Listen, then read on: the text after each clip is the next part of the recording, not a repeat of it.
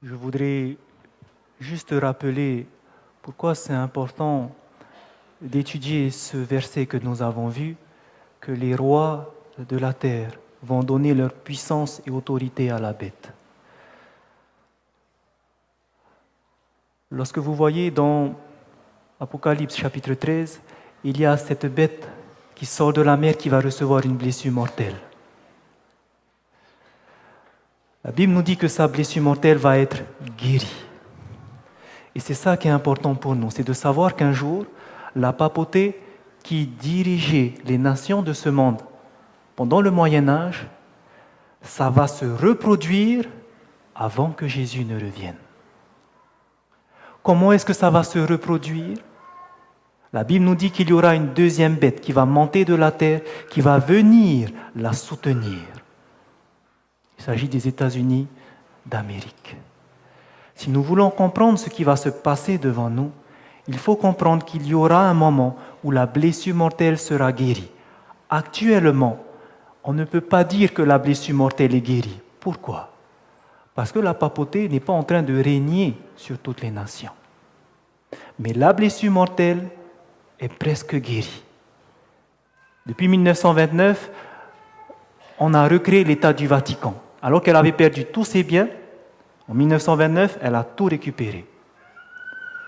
Ce qui s'est passé, c'est que petit à petit, elle est en train de reprendre force. Et vous voyez, lorsqu'on parle du pape aujourd'hui, il est connu de partout. Mais c'est important et Jésus veut souligner à ses enfants qu'il viendra un temps où cette blessure sera totalement guérie.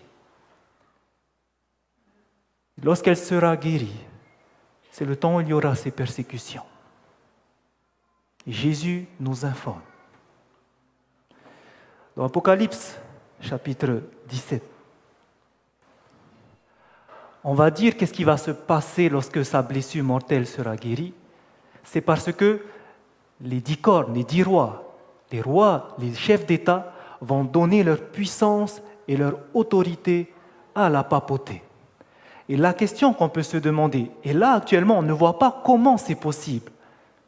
Comment est-ce que c'est possible que ces chefs des nations, président des États-Unis, président de la France, comment tous ces chefs d'État peuvent donner leur autorité à la papauté? C'est la question que nous allons essayer de répondre pendant cette deuxième partie. Comment les rois de la terre vont-ils donner leur pouvoir à la papauté? Vous allez voir que c'est un sujet très, très important. Et Jésus veut nous dire qu'est-ce qu'il en est. Et pour cela, nous avons besoin de prier encore. Et j'ai besoin qu'on prie pour moi aussi, s'il vous plaît. Je vais demander à l'Assemblée de se mettre à genoux. Nous allons prier en silence, prier pour que Dieu vous parle. Et s'il vous plaît, priez aussi pour moi. Présentement, j'ai besoin de votre aide. Je terminerai ensuite par une prière ensemble.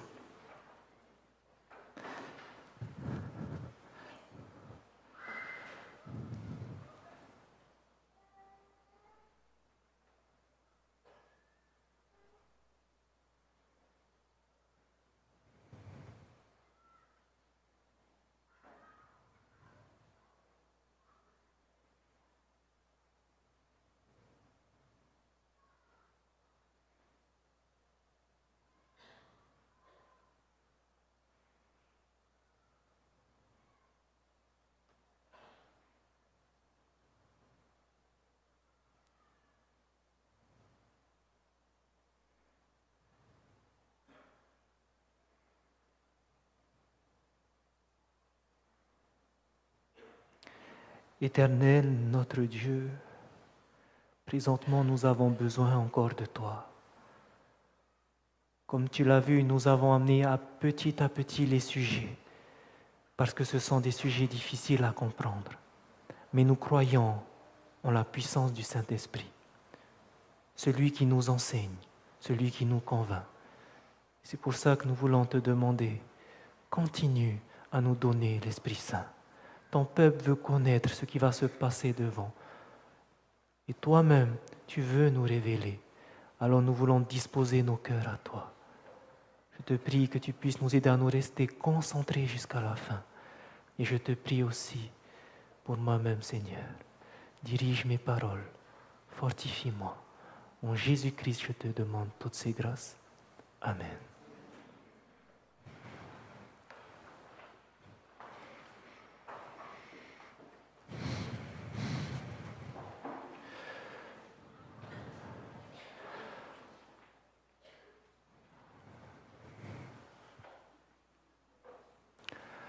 Le sujet que nous allons parler en deuxième partie est un sujet que l'ennemi ne veut pas que le monde entende. Parce que s'il entend, s'il comprend cela, nous allons tout démasquer, ses plans. Et l'ennemi ne veut pas ça. Il y a un livre qui a beaucoup choqué la vie de la servante du Seigneur Ellen White. Lorsqu'elle a écrit ce livre, elle dit que pendant plusieurs jours, elle était malade, plusieurs mois. Et c'était seulement lorsqu'elle avait fini d'écrire ce livre qu'elle a senti la libération. Parce que pendant qu'elle écrivait, l'ennemi était en train de la fatiguer, de l'user. Et ce livre-là, vous savez, c'est lequel ? Tragédie des siècles. C'est un livre que l'ennemi ne veut pas qu'il soit distribué dans le monde. Parce que dedans, il y a toutes les séductions de l'ennemi. Et vous allez voir comment est-ce que l'ennemi va faire. Comment est-ce qu'il va agir pour qu'un jour, les rois de la terre vont donner leur pouvoir à la papauté.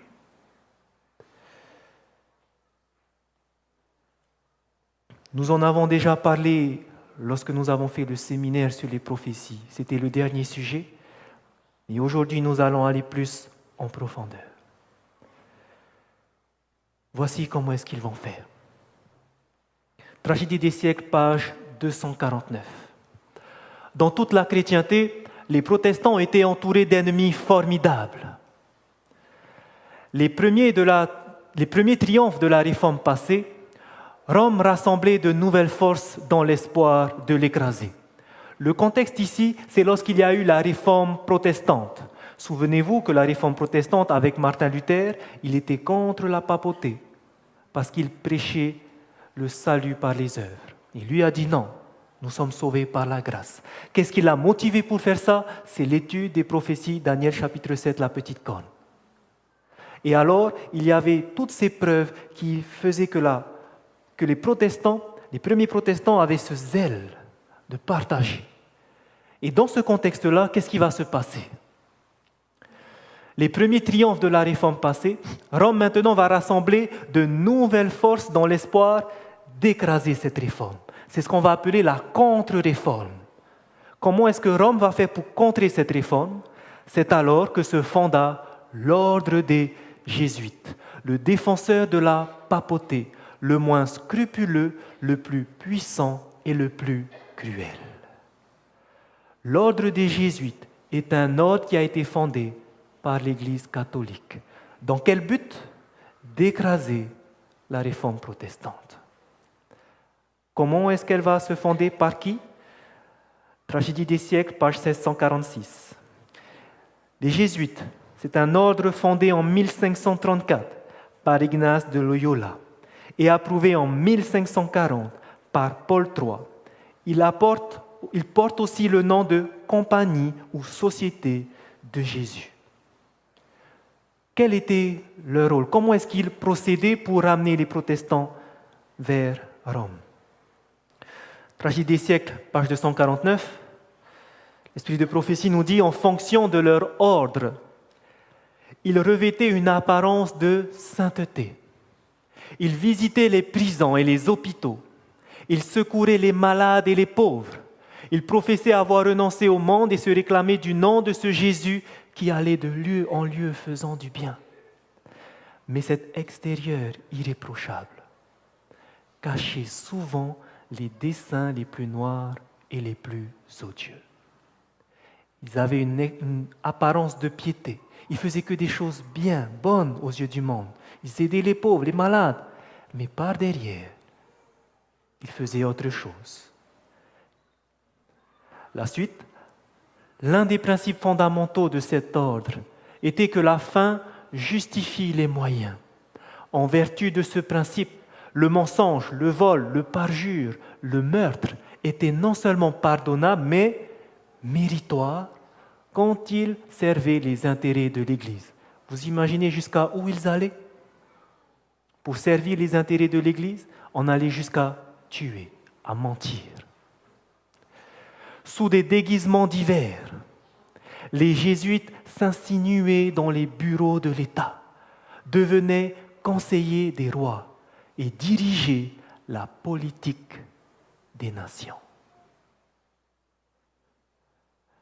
Tous ceux qui étaient recrutés dans l'ordre des jésuites étaient des personnes très très intelligentes. Et leur but était de faire quoi? De s'infiltrer dans les bureaux de l'État, de s'infiltrer dans la politique des nations. Et qu'est-ce qu'ils faisaient? C'était eux qui, par derrière, dirigeaient la politique des nations. Voici leur but. Ramener les protestants vers les catholiques. Et pour cela, on agit par derrière. Il y a eu un moment dans l'histoire où l'ordre des jésuites a eu une rupture. De 1773 à 1886. Voici ce que Ellen White nous écrit. Le 19 août 1773, Clément XIV publia sa bulle Dominus ac Redemptor Noster qui supprimait les jésuites et fermait leur collège. Donc il y a eu un moment, ça a cessé. Mais, par un bref pontifical daté du 13 juillet 1886, Léon XIII rétablissait les jésuites dans tous leurs privilèges. Donc il y a eu un moment de rupture de 1773 à 1886. Et pendant ce moment de rupture, pensez-vous que les jésuites vont être contents? Et regardez ce qu'ils vont faire pendant ce moment de rupture. Pendant la suppression de l'ordre de 1773 à 1814 par le pape Clément XIV, le général Ricci créa les Illuminati avec son soldat Adam Weishaupt, le père du communisme moderne. Voici l'origine des Illuminati. Pendant cette rupture, alors qu'il n'y avait plus de jésuites, on a fondé l'ordre des Illuminati. Ces choses-là, je n'aime pas parler, mais ce sont des choses réelles. Ce sont des choses que beaucoup de gens parlent sur Internet et on les appelle les fameux conspirationnistes. Et on raconte beaucoup de choses à ce sujet. Mais j'aimerais vous dire que si on raconte ces choses sans la lumière, on peut aller n'importe où, mais on n'ira jamais vers la vérité. Et c'est pour ça qu'il est important que, malgré que je n'aime pas parler de ces choses-là, de voir toujours par rapport à la lumière. Et vous allez voir que ça va nous éclairer. Mais ce sont des choses réelles. On nous a dit que les jésuites, ils travaillaient souvent en secret, en cachette. Et vous allez voir que ça va se faire au travers de sociétés secrètes. Le premier qu'ils ont fondé, les Illuminati. En voici un autre. La vérité est que les jésuites de Rome ont perfectionné la franc-maçonnerie pour être l'outil le plus magnifique et efficace, accomplissant leur plan sur le protestantisme. Qui a fondé la franc-maçonnerie? Les jésuites.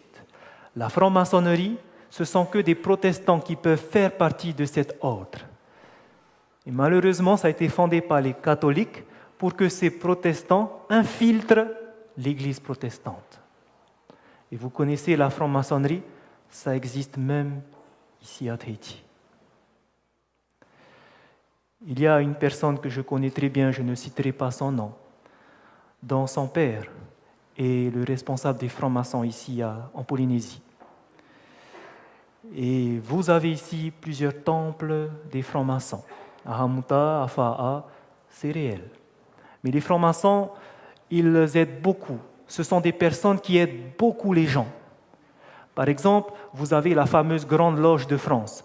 Il y a 2 mois de cela, j'ai reçu un mail d'un ami qui est professeur, adventiste aussi, et il m'a montré une publication, c'était un colloque organisé par la ministre de l'Éducation nationale de France. Et ce colloque était fait en partenariat avec la Grande Loge franc-maçonne de France. Donc, ils font des choses qui sont bien. Mais par derrière, il y a autre chose. D'accord ? Mais c'est réel. Il y a également d'autres ordres qui vont être fondés par ces jésuites. L'ordre de Malte, par exemple. Les chevaliers de Malte, ce sont des personnes qui font beaucoup de choses pour les hôpitaux. Ils investissent beaucoup dans les hôpitaux. Ils font partie de l'UNESCO, l'Organisation des Nations Unies, et également de l'OMS, l'Organisation mondiale de la santé. Et beaucoup de ces personnes sont des dirigeants de la Banque interaméricaine du développement. Donc vous voyez qu'ils sont très très haut placés. Et n'est-ce pas le but des jésuites? Lorsque vous allez prendre cette revue catholique, qui s'appelle Catholic Herald, voici ce que nous lisons, un article qu'eux-mêmes ont fait. Donc si vous allez sur ce site-là, on ne parle que de ce qui se passe dans le monde catholique. Et regardez la revue qu'ils ont éditée, c'était au mois de mai de cette année, début du mois. Le titre nous dit « Pourquoi les catholiques réussissent beaucoup dans la CIA ?» Voici ce que l'article va détailler. La CIA, vous connaissez, c'est la Central Intelligence Agency. Donc voici ce qu'on nous dit. La CIA a adopté elle-même le surnom de Catholic Intelligence Agency ou Catholic in Action. Il est intéressant de savoir pourquoi. L'article continue en disant « Une des raisons est le nombre relativement élevé de catholiques qui ont servi en tant que directeurs de l'agence. 3 des 5 derniers directeurs de la CIA étaient catholiques. Michael Hayden, Léon Panetta et l'actuel directeur John Brennan. » Une petite remarque, si vous allez sur Internet, vous faites une recherche sur John Brennan, vous allez voir qu'il était diplômé de l'université de Fordham University, qui est une université jésuite. Voilà. Donc John Brennan est issu d'une université jésuite. La suite, la plupart des directeurs les plus influents dans l'histoire de la CIA étaient catholiques.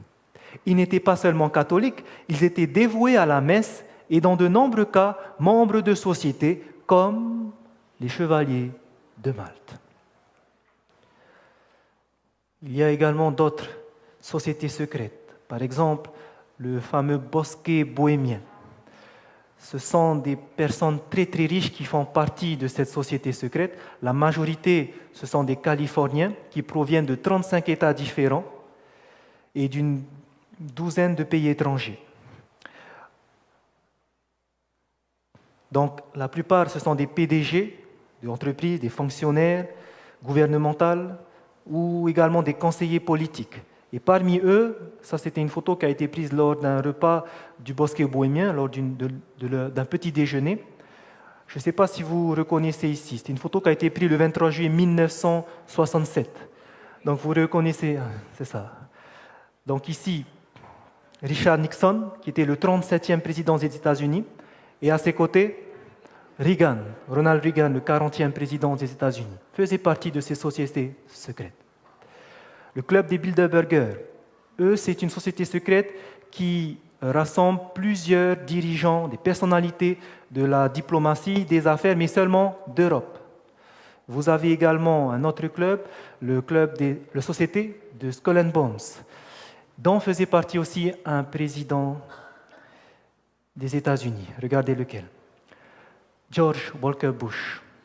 Il dit « La dernière année de mes études à Yale, je suis devenu membre des Skull and Bones, une société secrète, si secrète en vérité que je ne peux en dire davantage. Je me suis fait 14 nouveaux amis, dit George Walker Bush. » Pourquoi je voulais vous parler de ça, malgré que je n'aime pas le faire? Pourquoi je n'aime pas parler de ça et pourquoi il faut le faire? C'est parce que c'est l'esprit de prophétie qui le dit. Nous devons avoir les yeux ouverts, comprendre ce qui se passe dans le monde. Parce que voici ce qu'elle nous dit dans Témoignages pour l'Église, volume 8. Et j'aimerais qu'on lise cette citation ensemble, s'il vous plaît. 3, 4. un pouvoir infernal est à l'œuvre pour susciter les dernières scènes du drame. Satan, venant sous l'apparence du Christ et travaillant avec toute sa ruse et son injustice en ceux qui s'assemblent dans des sociétés secrètes. Satan va travailler au travers de personnes qui font partie de ces sociétés secrètes.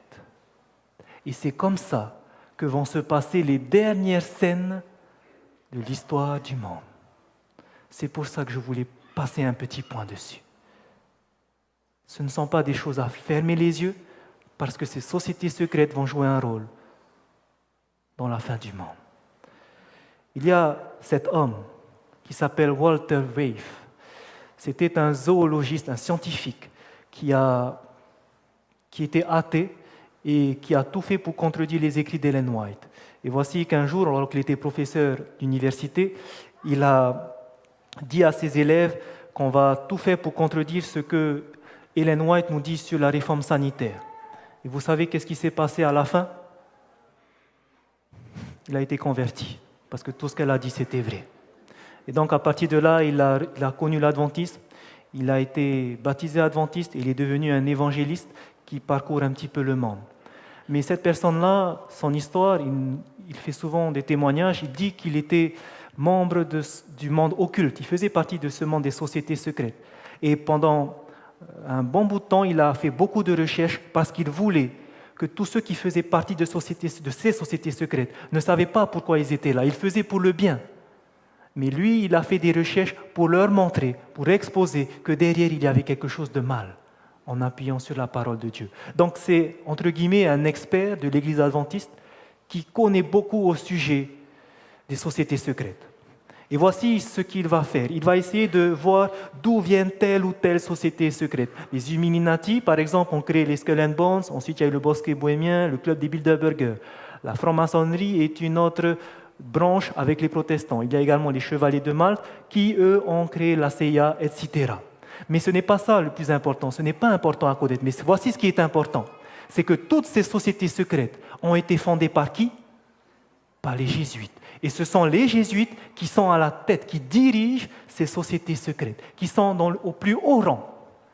Et eux, ils sont en train de diriger tout ça. Et les jésuites,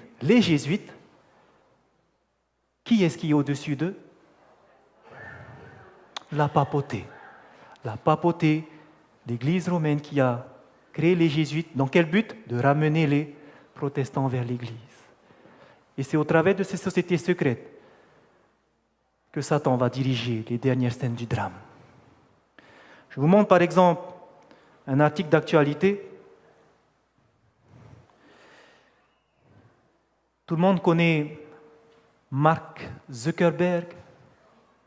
Oui, c'est le fondateur de Facebook. Okay. Voici une vidéo qui a eu lieu lors d'une interview de Mark Zuckerberg. Donc c'était lors d'une interview qui est assez... Oups. Excusez-moi. Il va alors choisir de s'exprimer lors d'une prestigieuse conférence organisée par le Wall Street Journal et diffusée sur Internet. Tous les poids lourds de la Silicon Valley y ont déjà défilé. On y parle nouvelles technologies et c'est Kara Swisher qui mène l'interview, aux côtés d'un autre journaliste, Walt Mossberg. Et comme beaucoup avant lui, Mark va passer un sale quart d'heure. Voici Mark Zuckerberg. Il était très au courant des thèmes de l'interview, donc on était vraiment surpris de le voir si nerveux. Donc voilà que le fondateur de Facebook va être interviewé et à un moment il sera mal à l'aise.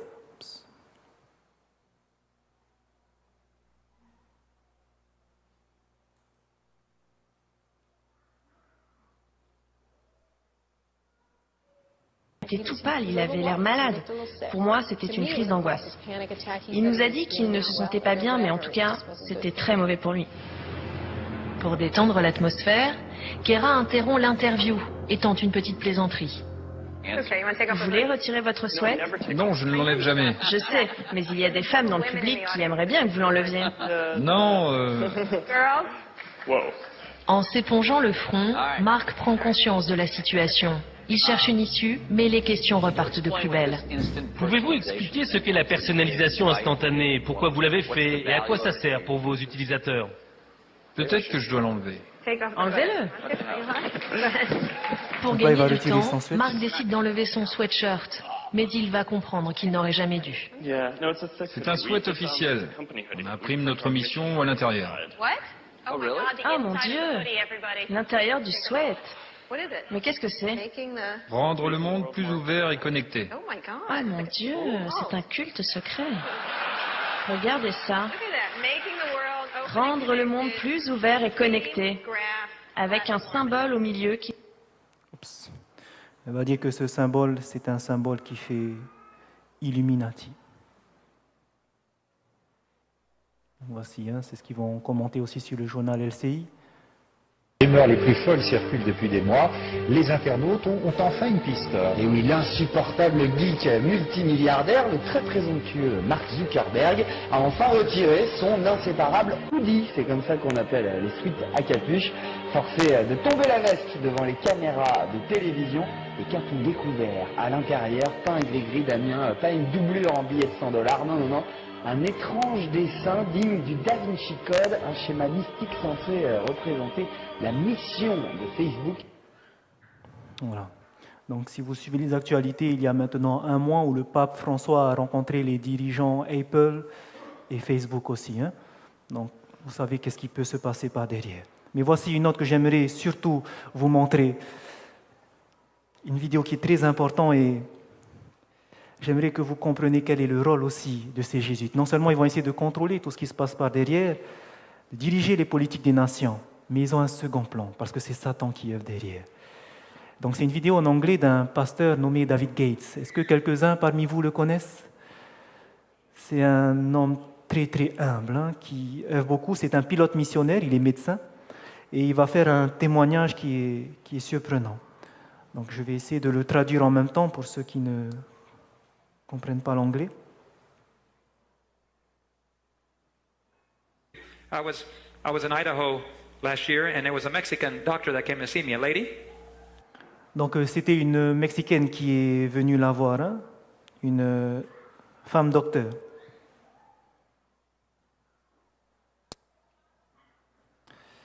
I was in Idaho last year, and there was a Mexican doctor that came to see me, a lady.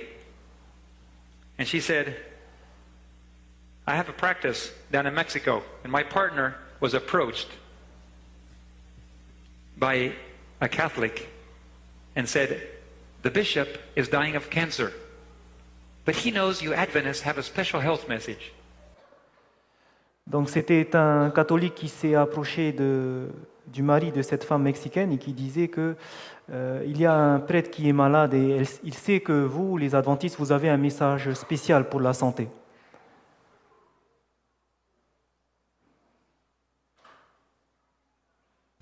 Would you be willing to treat him? Donc est-ce que vous voulez bien The le doctor guérir? said, if on the condition that I can give the bishop Bible studies. À condition que je peux lui donner une étude biblique, je veux bien. I want to explain to him where that health message came Je from. veux l'expliquer d'où est-ce que ça vient, le message de la réforme. And he went back and came back and said, the bishop says yes. Et le prêtre a dit oui. Okay, send the bishop to my office. So the bishop started coming. Donc le prêtre est He venu. put him on a special plan, prayed with him, Ils ont and pretty prié. soon the cancer started to disappear. And eventually it totally disappeared. Donc ensuite il est parti. And now it's time for the doctor to knock on the house of the bishop. Donc, maintenant, il est Brother parti Bishop, I am à here la to give you a maison du Bible prêtre. study. Can I come in? The bishop said, please do. You're welcome. Le prêtre lui a fait They entrer. talked for a while and he said, okay, I'd like to discuss with you the spirit of prophecy. Il dit, j'aimerais bien vous parler de l'esprit de prophétie, parce qu'il avait promis une étude biblique pour dire d'où est-ce que la réforme sanitaire venait. And how it gave us the health message. Could I do that? The bishop said, yes, but before you do, could I show you something? Donc le prêtre était d'accord, mais avant de commencer l'étude biblique sur l'esprit de prophétie, le prêtre lui disait, mais d'abord, viens, je vais te montrer quelque chose. Library.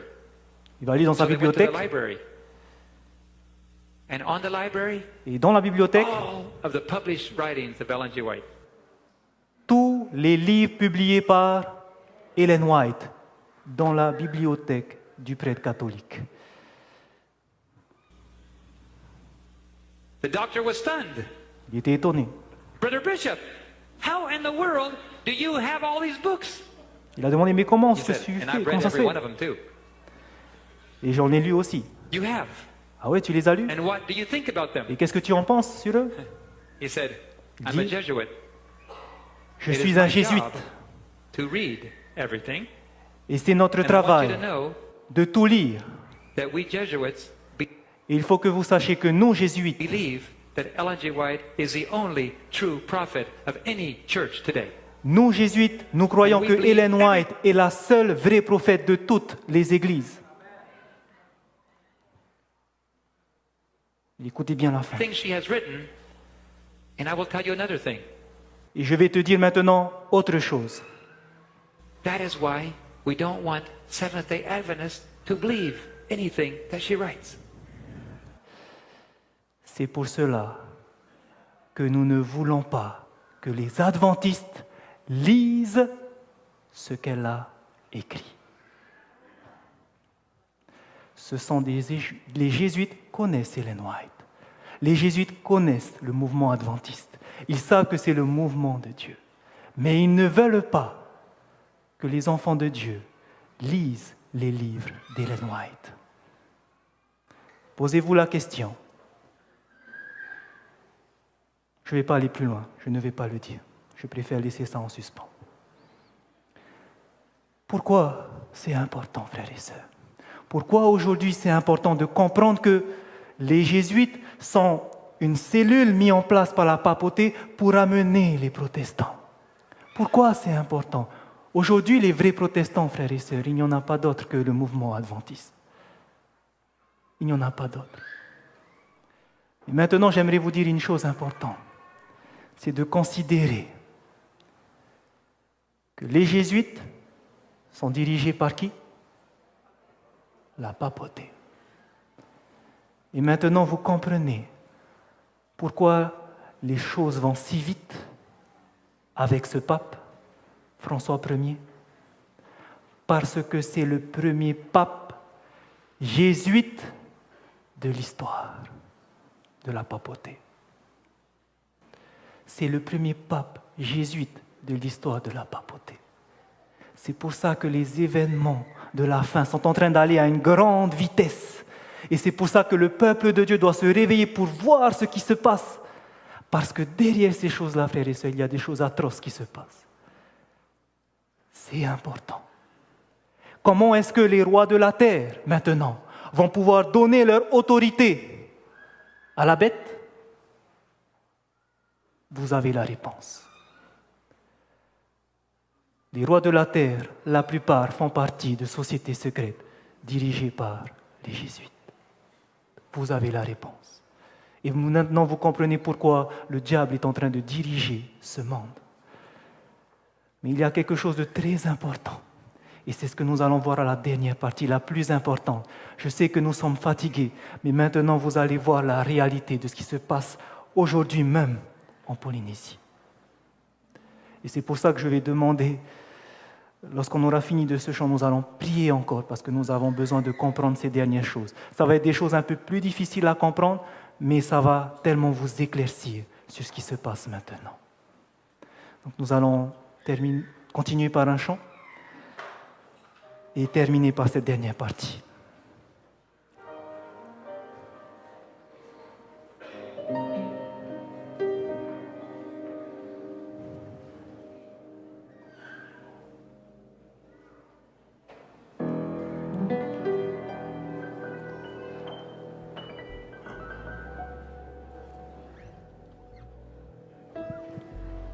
Alors on va appeler les choristes du secteur 2. Car toi, Seigneur, nous avons besoin de ce rempart pour faire face aux assauts de Satan. Et ce rempart, c'est Jésus. Que nous puissions faire de ce rempart notre rempart de tous les jours. Car toi, Seigneur,